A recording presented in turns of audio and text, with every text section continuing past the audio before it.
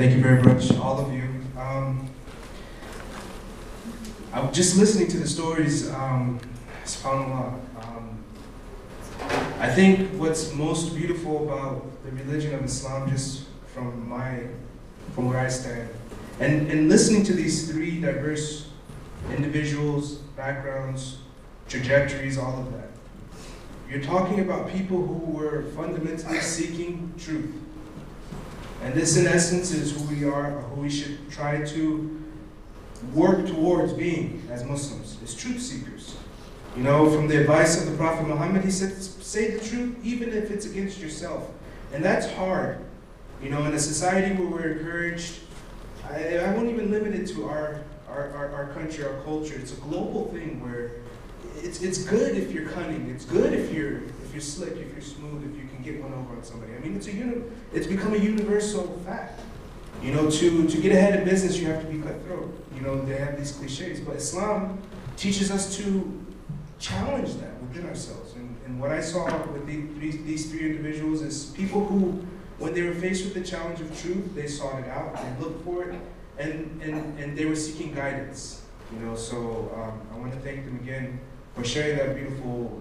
We're sorry about the time, but thank you again for sharing your stories with us, and we'd love to have you back again. And right now, we wanted to open it up. If anybody has any questions, I have the microphone. I can pass it to anybody who has any questions, and you can ask our panel, myself, whichever you like.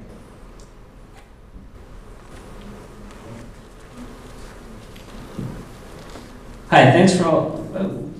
Yeah, thanks very much for sharing your story. So I guess the question is kind of for everyone, because I know a couple of you have mentioned that one of the things that attracted you to Islam is that people weren't telling you, don't ask questions, just believe. And like, I absolutely agree with that. Like, I'm Catholic, so we're all about that kind of stuff. So like, if you want, I can try to explain the Trinity to you. I mean, we don't believe in three gods either. I know it's a big misconception. So, but I guess my question is, like, it seems to me that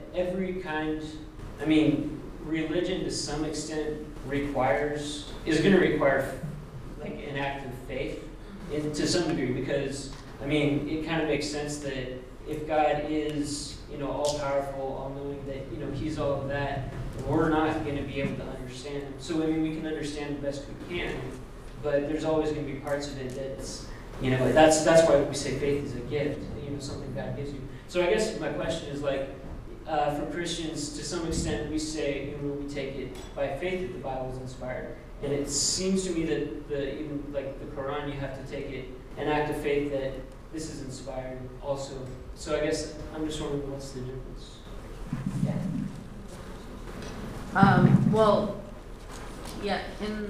For Muslims, the Quran, like, we believe that is the actual word of God, not the word of Muhammad, peace be upon him.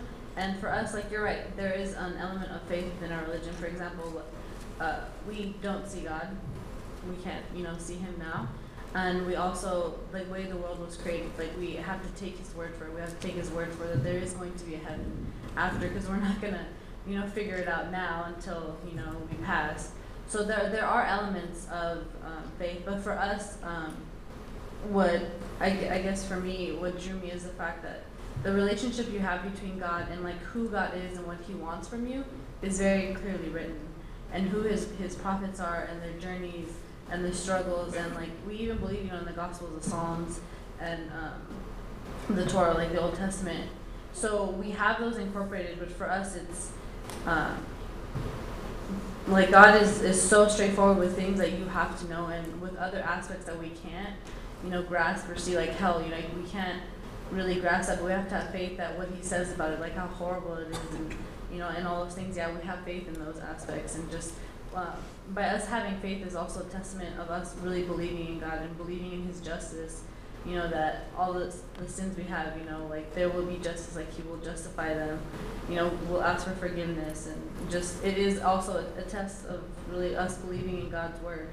That He is all merciful, He will forgive us. He will grant all these things, and I think if they can expand more. Could I just clarify the question? I guess I'm just wondering, like, if someone were to say, what's your argument for like why we should believe the Quran in the first place? I mean, by all means, like the Quran could say many things that make sense and are wise and seem true, but I mean, I guess like as a Catholic, I could give an argument for why you believe in the Bible, and I'm wondering if you have something similar for like someone coming from outside. I get you. Why would you? Alhamdulillah, that's a very good question. And in Islam, what we have is there is an element of that faith, but it's also as faith with knowledge behind it. So the key thing there is it has to be sound knowledge behind it in Islam. Like she mentioned before, the first ayah that was revealed to the Prophet was to read, Iqra. Iqra bismi rabbika alladhi khalaq. Like read in the name of your Lord who created you.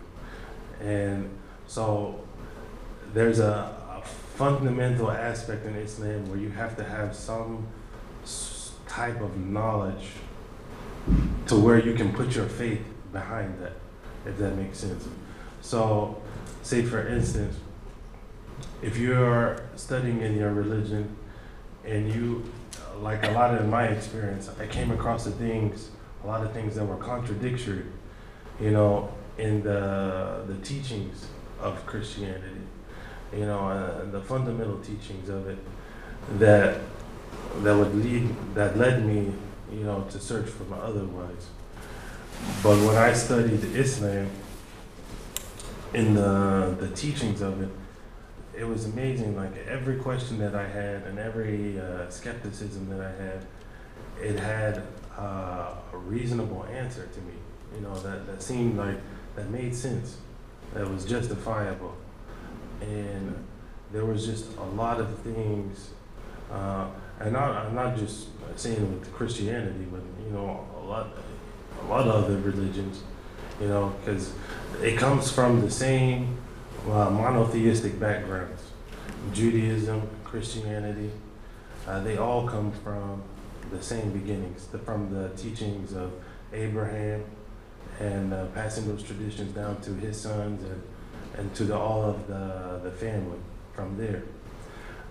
But in the Quran, it gives a detailed explanation of the story of the Christians, of the people before the Muslims. Because we all come from the same thing, right? We all confess, even if you believed in the teachings of Jesus as he taught it, then you're considered Muslim. Because like you said, Muslim is not like a belief in a person, but a belief and an action to that belief. So we consider those people to be like Muslims. They submitted to the will of God as it was told from their messenger. So it tells it in the Quran, which you can get a copy of today, and you can see in there where the Christians, from as told by God himself, because we believe it's a revelation from God, how they strayed from the path of God's teaching and from the teachings of Jesus, may peace be upon himself.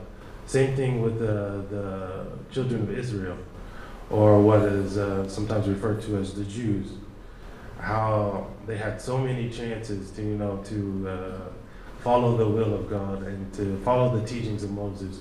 And this is even in the Christian narrative too, how the children of Israel had so many different chances to follow God, and they disobeyed on so many different aspects and kind of changed their religion. And to this day, still you can find several different versions of the Bible, which is supposed to be the teachings of God, as told by, as different people as they understand it. And that was one thing that I found, very interesting about Islam, is that it's still in the original language that is revealed in. Even though it's translated into other languages so people can read it all over the world, it's in its original. To read it actually as it is the true Quran, you can still read it in the original language it's revealed in, which is the Arabic language. and you can, you can verify that through, many sources. So just like, for instance, the language that Jesus spoke and revealed to people in the teachings and his teachings, people don't speak that language. It's not like a spoken language anymore, but it's, been translated by so many people, and then, each translator has their own different, hang-ups. The sister can verify, even just like if you tell somebody a joke in Spanish and then you try to translate it to English, sometimes it's not even funny. Because that happened to me just yesterday. you can lose meaning through translation, and a lot of it, has been lost, and sometimes purposely, sometimes accidental. But when you research Quran, it brings all those pieces together. That's what so in a sense, to answer the question, to have that faith it's different when you can pick out the different contradictions of a religion that don't make sense. But when you have the things, or when you have the aspects of a religion, when you study it, and everything can, kind of fall in line and make sense to you. And that's what we ask for, as anybody who's an objective seeker of the truth. You try to find, what makes the most sense to you, as somebody can explain it or read it. If it makes sense to you, then you follow it. But if it doesn't, then you shouldn't. Yeah, I can go into a little bit of detail as far as like the Bible being the Word of God. Yes, at one time it was. But we can start, like, this is from my book. We can quote Jeremiah chapter 8, verse 8. This is Jeremiah speaking. It says, "How can you say we are wise? We have the law or the Torah of the Lord." Why, that has been changed into falsehood by the lying pen of the scribes. So what Jeremiah is saying there is that what they had at that time has already been corrupted. It's been changed. I mean, you don't have, I'm just saying that's what it says. The scribes were someone different. They weren't like, they were like extra teachers of the law. Like Jesus talks about that too. Well, a scribe is one who writes the words. They had what they would do, the Jews, and also the other, that's just one tribe. But the scribes, what they would do is sit there in classes. What they were supposed to do is write every word, each letter. Aleph, Bet, Gimel, Dalet, He, Wa, Zayin, Het, Tet, Yud, Kaf, Lamed, Mim, Nun, Samik, Ayin, Pei, Fe, Sade, Kof, Res, Sin, Shin, Ta, Ta. That's the Hebrew alphabet. I can read Hebrew, Arabic, and a little rusty on Greek. All that I learned in prison. Nevertheless, the scribes, what they did is they started changing the Bible. They did it. Now, the Quran says, and this is all the struggles I went through. Now, the Quran says to read in the name of thy Lord who created man, created him from a congealed blood clot, and taught him the use of the pen, that which he did not know. That's the English translation of it. Now, you match that up to 2 Timothy chapter 2, verse 15 in the New Testament, which says, "Study to show thyself approved unto God, a workman that needeth not be ashamed, rightly dividing the word of truth." So right there, if you put those two together, it tells you to study. Now you find Jeremiah there telling us that the scribes altered the Torah. That when it says the law, they're referring to the Torah. Now, Jazakallah khair. I'm going to have to stop you there so we can get some more questions. Okay. If you want to continue the conversation afterwards, you're more than willing. Sorry to say. Follow up to that question. I want to get the follow up. The next person who is the one to ask the question. So. Salam. I just want to ask quickly, because I just like hearing the stories. When did you decide to put on your hijab? You didn't mention anything about like the actual physical movement into being a practicing Muslim. And how did your family react? So let's see, I started wearing a hijab. It's really been over a year. Actually no, it's been over 2 years. I started wearing it last Ramadan, not this last one that passed, but 2 years ago. Yeah, actually it's been 2 years. Sorry, I have a paper due this Thursday, so my mind's a little out of it. Yeah, I've been wearing it for 2 years. I don't know, like when you first convert, you're told, you know, focus on your relationship with God first, and then later, you know, you can start, you know, following like the intricacies and the laws or whatever, because it's important to like really establish that relationship. So I wasn't even thinking about hijab at all or like anything. I just really wanted to focus on meeting God. So once I had that established, which was about, I don't know, like a year or two, I really, later, the more I learned, I really started, because when you learn about Islam, like in the Quran, it's in Arabic, so you really have to understand the Arabic meaning and where it comes from. So when you study, you're constantly like understanding like, you know, the Arabic, like, because words mean different things when they're translated. So, you know, started doing that, started learning, you know, story of Mary, peace be upon her, and all like the righteous women in Islam, and just really just the role of women in Islam and like what it meant. And I mean, we can talk later because time if people want to talk about it. But yeah, I found I liked what the hijab signified. One, as a symbol of a Muslim woman, and when people see you, they know to treat you as a Muslim woman should be treated with respect. Two, you know, to emulate like the women of Islam, you know, like the Virgin Mary, etc. You always see her covered. And three, just for a man, when he sees you for who you are, like your face. You know, he sees you as a woman, as somebody should be respected. And even in Islam, it's like women are viewed equally as men. They're supposed to be paid equally, and like it's actually frowned upon if a woman lowers her voice when she's with men.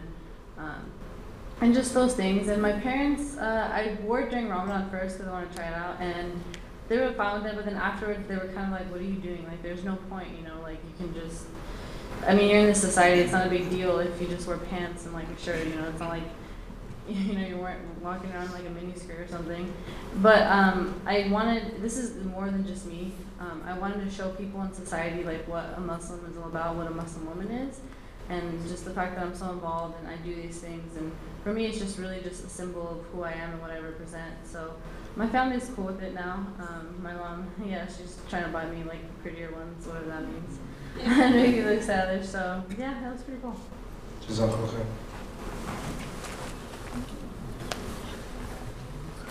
Just a little clarification on Jeremiah 8:8. If you look it in context, it is God through prophet Jeremiah rebuking those scribes who are doing their own things.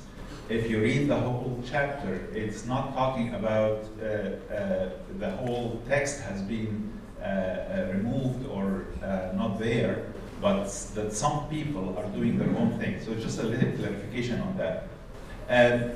Back to the question of my friend here he was asking about the evidence for the Quran, and that the Quran is right, and all what we heard is attacks on the Bible. So let me ask a specific question about the Quran. Two questions. Number one, is there any textual studies that have been done on the original text on the Quran at any time of history? There is a field called textual criticism.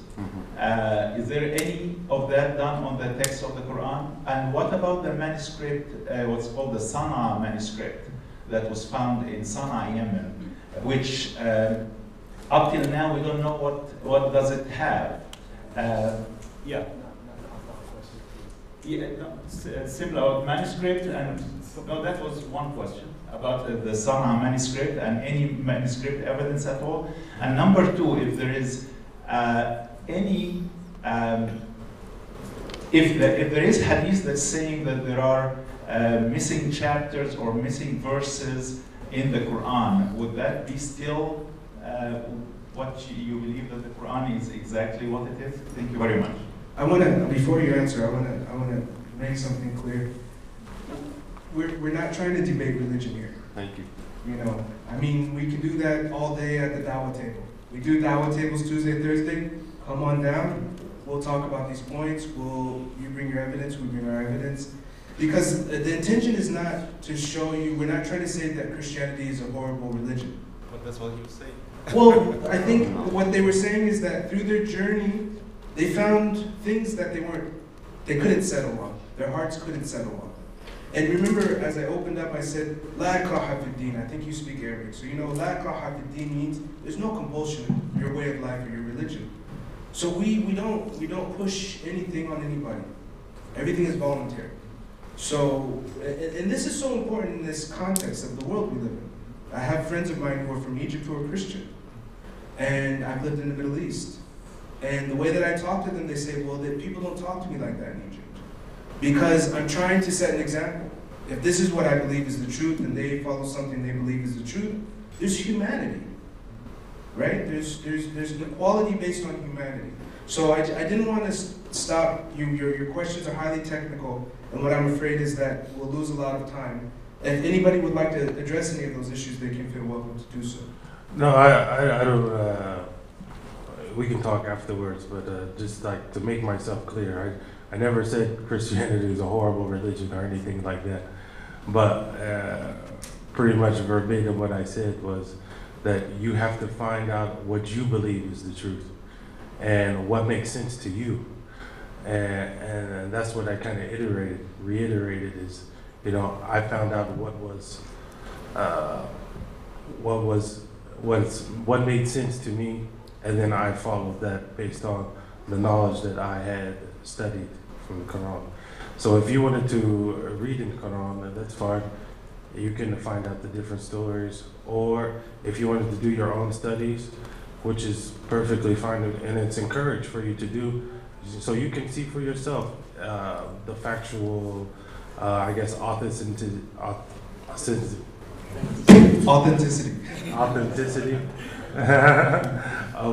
the Quran and the actual studies there, you know, and you can definitely, you know, do that. So that's open to anybody. And like the brother said, you know, we don't bash Christians, you know. Actually, in Islam, Christians and Jews are considered Ahl al-Kitab, which means people of the book, and these are like righteous people to be respected as such. And we don't force our religion on anyone, but we say that we believe what we believe, and they believe what they believe, and there's no compulsion in religion. You know, you find out your own truth. What I want to add is, please keep in mind our guest, particularly Brother Yahya, he came to Islam in an environment where he had to rely on something that was truthful, right? And the first thing he read was that historically, I mean, he didn't say that Muslims told him this. He said historically, the Bible has been altered. This is a historical fact. And this is the thing that drove him to look for something solid to rely on in terms of what he perceived as the truth. So this is just a summary of what I got out of that, is that he looked at historical information that said that people had changed the Bible. And then when he looked into the Quran actually confirms this, and it's supposed to be the Word of God. So his heart took him there. Everybody's different. You know, some people's hearts don't take them there. But his heart took him there. So in terms of how he became a Muslim, he became a Muslim seeking for a way to God. And please remember that, because this is where he found himself as he was seeking a way to God. And it might be different for others. I've met a lot of people in the world, and some people find a lot of solace in Christianity. I accept that. You know, I totally accept that, and I understand that. You know, ultimately, we don't believe that human beings can do anything outside of God's will. And that's even finding guidance. We have to go to the subject sincerely with an open heart. But where we land, that's not up to us. So we don't judge people. We're not judging anybody. What we believe in our religion, we believe. And if we believe that this is the truth, that this is the religion of God, and that Jesus was a Muslim. So, you know, that doesn't mean that we want to exclude everybody else out of humanity. But that doesn't mean that we want to force this way of God, so to speak, onto humanity. You know, God's way is a humane way. And we just want to make that clear. We don't want to debate. Can I just say one thing, like adding to that? The only thing I would advise, like, so these don't turn into debates or anything, is to actually study. Do what 2 Timothy chapter 2, verse 15 tells you. Study to show yourself approved unto God. It's your duty to God and to yourself. That's it. Thank you. Were there any more questions? Was there any follow-up question? I saw a hand go up at one point.